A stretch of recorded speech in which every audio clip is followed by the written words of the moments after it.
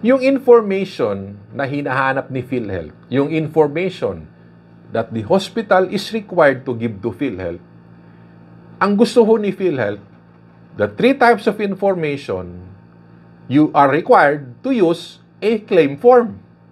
Okay? Ganun kasimple. Yung information na nasa chart, they want to see it in a specific PhilHealth form. So, okay, yung information ho, need to be submitted to PhilHealth. Okay? No claim form, no payment. Incorrect claim form, no payment.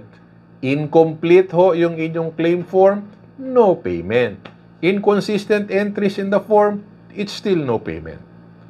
So, principle number 1, it's all about information.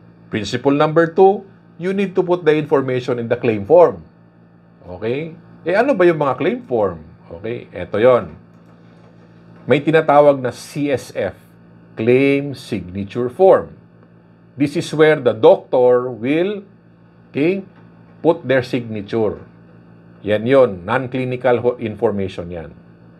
Meron tayong CF2, Claim Form 2. Hindi nyo nakikita ito. Ini-encode ito ng mga tao sa claims office. 60% of the content to 70% is clinical. You have the CF3, yan yung sa OB, okay, na document. CF4, ito yung auditing tool, that's all, okay, 100% clinical. And of course, the clinical chart. Basically, the content is mostly clinical. And the statement of account. Yung statement of account is financial. Okay? Ito ho yung mga common na forms na sinasubmit ni hospital kay PhilHealth.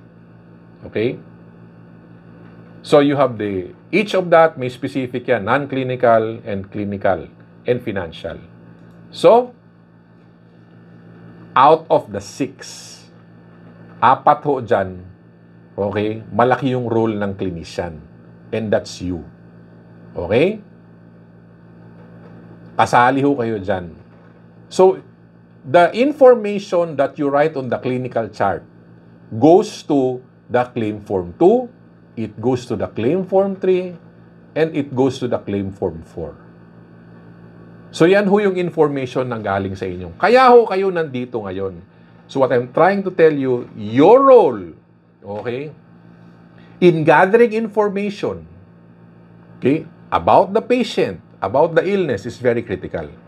And that information is very, very important for payment. Okay? So, question, naintindihan ba ninyo